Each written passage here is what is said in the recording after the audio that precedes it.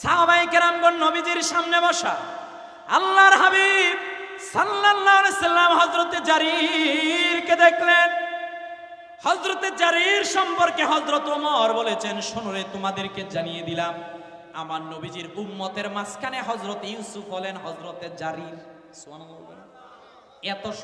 এত সুন্দর ছিল। নবীজি যখন হুজরা মোবারকের মধ্যে সব সাহাবীদের মাঝখানে জারীরকে দেখলেন, আল্লাহর হাবিব সাল্লাল্লাহু আলাইহি সাল্লাম ডাক দিয়ে বললেন, ও জারীর, তুমি এই দিকে আসো। নবীজি ওনার গা মোবারক থেকে একটা চাদর দিলেন, তুমি এটা বিছিয়ে বসো। হযরতে জারীর হাতের মধ্যে নিয়ে বুকের মধ্যে ধরে রাখলেন আর কান্না শুরু করে দিলেন। নবীজি বললেন, জারীর, কেন কান্না করতেছো?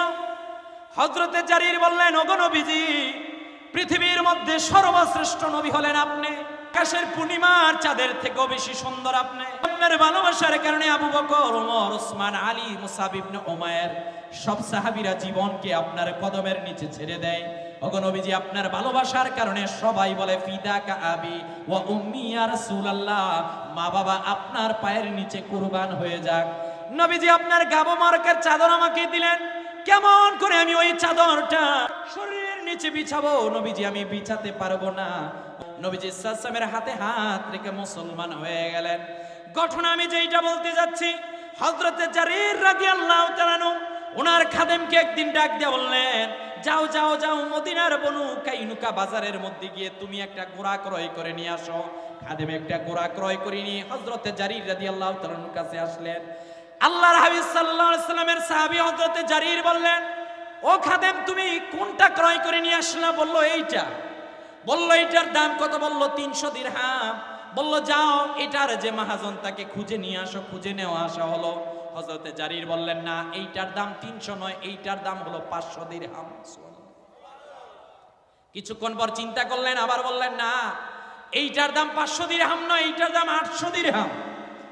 সাহাবায়ে কেরামগণ যখন জানলেন এই ঘটনা, হযরতে জারীর রাদিয়াল্লাহু তাআলা আনহুকে বললেন, ও জারীর, তুমি এমন কি ঘটনা ঘটালা? সাহাবায়ে কেরামদের মধ্যে তোমার প্রশংসা করা হচ্ছে। হযরতে জারীর বললেন, শোনো শোনো, তোমাদেরকে জানিয়ে দিলাম, আমি আল্লাহর হাবিব সাল্লাল্লাহু আলাইহি সাল্লামের কদমের মধ্যে যেই দিন আসলাম, আল্লাহর হাবিব সাল্লাল্লাহু আলাইহি সাল্লাম আমাকে মুসলমান বানালেন। আর আমাকে বললেন, জারীর রে, সব সময় তুমি মানুষের কল্যাণের জন্য কাজ করবা, অকল্যাণকামী হবা না। আমার খাদেমটা হয়তো বা ঘোড়াটাকে ক্রয় করে বিজয়ী হয়েছে, না, আমি মানুষকে ঠকাতে চাই না। ওই খাদেমকে ডাক দিয়ে বলল, মহাজনকে নিয়ে আসো। মহাজন যখন আসলো, তাকে 800 দিরহাম দিয়ে বললে, বাইরে তোমাকে জানিয়ে দিলাম, আমার খাদেম হয়তো বা তোমাকে ঠকিয়েছে, আমি তোমাকে ঠকালাম না, এই 800 দিরহাম তোমাকে দিয়ে দিলাম। আপনি চিন্তা করতে পারতেছেন মুহাম্মদ সাল্লাল্লাহু আলাইহি ওয়াসাল্লামের একজন সাহাবীর কি আদর্শ? আপনি তাকিয়ে দেখেন আমাদের বাজার ব্যবস্থাগুলোর দিকে। সিন্ডিকেট এত ভরপুর যে মানুষটা 300 টাকার ইনকামও নাই, মানুষটা কেমন করে যে দুমুঠো ভাত খাবে এই চিন্তায় তার রাত্রেবেলা ঘুমও আসে না। আল্লাহ হাবিব সাল্লাল্লাহু আলাইহি ওয়াসাল্লাম বলছেন, কেউ যদি এই সিন্ডিকেট করে। একদিন নবীজি মসজিদে নবী থেকে বাইর হলেন, রাস্তা দিয়ে হাঁটছেন, দেখেন একটা বিশাল খাবারের স্তূপ ঢাকা। আল্লাহ হাবিব সাল্লাল্লাহু আলাইহি ওয়াসাল্লাম হাত দিলেন, দেখলেন ভিজা। রাসূলুল্লাহ সাল্লাল্লাহু আলাইহি ওয়াসাল্লাম ডাক দিয়ে বলে, এটার মহাজনকে বলল, ইয়া রাসূলুল্লাহ, আমি মহাজন।